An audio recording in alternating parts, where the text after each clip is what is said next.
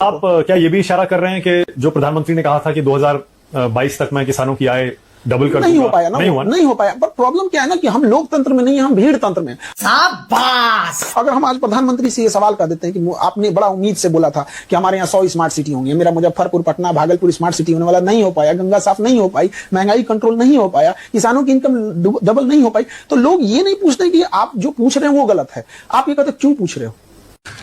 तू समझा? हाँ। नहीं, तू समझा नहीं। अब हमको ये नहीं समझ में आता है, तो शायद हमें लगता है कि हमसे गलती हो गई। हमें ये सवाल सी जिनपिंग से पूछना चाहिए या डोनाल्ड ट्रंप से पूछना चाहिए, क्योंकि हमारे यहाँ तो लोग नाराज हो जाते हैं। ये तो मानेंगे कि प्रधानमंत्री की जो योजना चल रही है, किसान सम्मान निधि योजना, उससे फर्क पड़ा है 6,000 रुपए जो मिलते हैं साल के, या नहीं? अब मेरा पैर तोड़ के आप हमें बैसाखी दे दीजिए और कहिए कि आप बहुत अच्छे हैं। आप सोचिए, किसान सम्मान निधि महीने का कितना मिलता है? 500 रुपए महीने का। 500 रुपए मजदूर की दिहाड़ी होती है एक दिन की 500 रुपए, महीने का 500 रुपए मिल रहा है। आप कल्पना करके देखिए, आप सोच सकते हैं। कहते हैं पहले तो वो भी नहीं मिलता था, नहीं, उससे तो बेहतर है। हाँ, उससे बेटर। आप एक बात बताइए, आप 500 रुपए किसानों को सम्मान निधि महीने का दीजिए और 1600 रुपए डीएपी कर दीजिए, तो बात तो बराबर ही आ जाता है। सही पकड़े हैं आप उसको 500 की जगह उसका यूरिया सस्ता कर दीजिए, 1600 रुपए डीएपी खरीद के ला रहा है, आप उसको 400 रुपए डीएपी कर दीजिए, आपसे नहीं मांगेगा वो। प्रधानमंत्री इतने लोकप्रिय क्यों है फिर? अगर किसानों के लिए कुछ नहीं करते, किसान भी बहुत वोट देता है। नहीं, हमारी बात किसान जो है, नहीं, वैसे कुछ आपका प्रधानमंत्री से नहीं है, हमारी प्रधानमंत्री है तो ऑब्वियस बात है, किसी देश का प्रधानमंत्री लोकप्रिय होता है, तो डोनाल्ड ट्रंप भी लोकप्रिय है। ये गड़बड़ है बाबा। तो भारत नहीं, डोनाल्ड ट्रंप तो फिर भी हार गए थे एक बार, ये तो लगातार तीसरी बार सुन के आए। तो लोकप्रियता अलग चीज होती है, हमारा मेनली वो तो काम करेंगे, सोशल मीडिया है, उनकी अपनी टीम है, इतने बड़े वक्ता हैं, और काम जो मेन धरातल वाला काम, जैसे 370 जैसा बोल्ड डिसीजन ले लेना, हटा देना, तो ऑब्वियस बात है कि इनका बहादुर डिसीजन लिए थे। जो हम तो यही नहीं समझ में आता, जो प्रधानमंत्री 370 जैसा इतना बोल्ड डिसीजन ले सकता है, वो ऑपरेशन सिंदूर में क्यों हट गया? हमको बेसिकली इधर जब से ऑपरेशन सिंदूर वो वापस लिया ना, एकदम दिल टूट गया।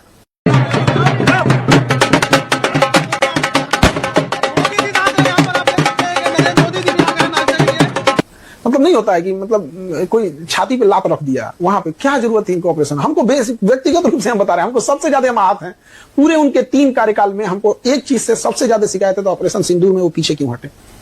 इंदिरा गांधी एक लेडीज थी ना, 7वां बेड़ा लेके अमेरिका परमाणु बम मारने आया था ना, और बोला भी था हम 7वां बेड़ा लेके आ गए, वो हटी थी।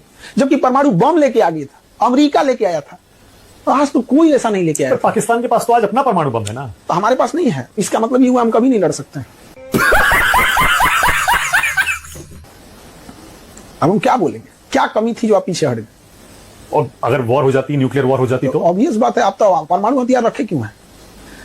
स्वाभिमान से साथ जिंदगी जीना है, स्वाभिमान खत्म होना, ऐसी जिंदगी को जूती पे रखते हैं लोग। शाबाश, जलवा है हमारा, नहीं चाहिए ऐसी जिंदगी। और बिहार में जो वोटर लिस्ट को लेकर हंगामा हो रहा है खान सर की, उस पर कोई राय है? अभी तो 2003 के बाद फिर से एक बार वो इंस्पेक्शन हो रहा है, डोर टू डोर इंस्पेक्शन। उसके बाद 2003 की लिस्ट में जो नाम थे वो सेफ हैं, उसके बाद जितने नाम जुड़े हैं उनको कोई ना कोई कागजात दिखाने पड़ेंगे, या तो अपने देने पड़ेंगे या पिता माता के देने पड़ेंगे। ज्यादातर लोगों के पास अपने कागजात हैं और वो दिखा भी देंगे, और जो नहीं रहेगा तो भाई अपना इलेक्शन कमीशन अपना एक बोर्ड गठित करेगा जहां वो दिखाएंगे। अमूमन देखिए क्या होता है ना कि जो तो कह रहे हैं एनआरसी, विपक्षी कह रहे हैं कि एनआरसी ला रहे हैं बैकडोर। देखिए एनआरसी में जिनके पास पैसा है, जिनके पास चतुर हैं, वो कैसे फर्जी बना लेंगे। आप इस चीज को समझिए, पीसेगा तो गरीब। बात तो सही है। जो बांग्लादेशी एंट्री किए हैं, हम आपसे बार बार कर रहे हैं, जो बांग्लादेशी एंट्री किए हैं वो इतने सातिर और इतने चतुर है ना कि वो अपना डॉक्यूमेंट बना के रखे होंगे।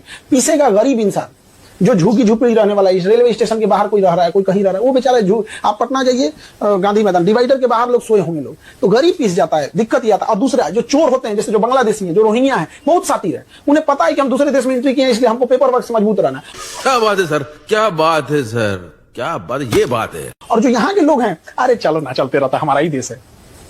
यानी आपको लग रहा है कि इसकी कोई जरूरत नहीं थी? वैसे नहीं, जो जरूरत है, जो फर्जी है, बांग्लादेशी है, रोहिंग्या, इनको वापस भेजना चाहिए, लेकिन पकड़ के तो भेजिए। पकड़ेंगे कहां से? आपकी सिस्टम खराब थी, उसने आधार कार्ड, पैन कार्ड सब बना के रख लिया है। हाँ, बहुत आसानी से बन जाता है। इंडिया में कुछ भी आसानी से बन जाता है। कुछ ना कुछ तो गड़बड़ जरूर है। हमारे यहाँ एक बच्चा पढ़ता था, उसको फीमेल कर दिया, उसको ना डॉक्यूमेंट में उसका फीमेल लिख दिया, और बेशर्मी देखिए वो एग्जाम देने गया तो कह रहा है कि तो फीमेल है, तो कह रहा है ये सब मेरा है, गलती से फीमेल लिया था, एंट्री नहीं दिया उसको।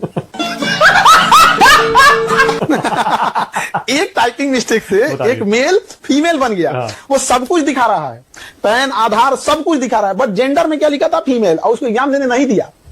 तो कहते हैं हमारी फॉरेन पॉलिसी एकदम फेल हो गई है, एक देश हमारे साथ ऑपरेशन सिंदूर में खड़ा नहीं हुआ, जो आसपास के हमारे पड़ोसी हैं वो भी हमारे साथ नहीं है। इसमें एक बड़ा योगदान, एक बड़ा हिस्सा सोशल मीडिया और मीडिया में चल रहे मुद्दों को भी हम कह सकते हैं कि अगल बगल में देश की छवि ऐसा बना दिया है कि देश कहां जा रहा है। यही नहीं, अभी और सुनिए।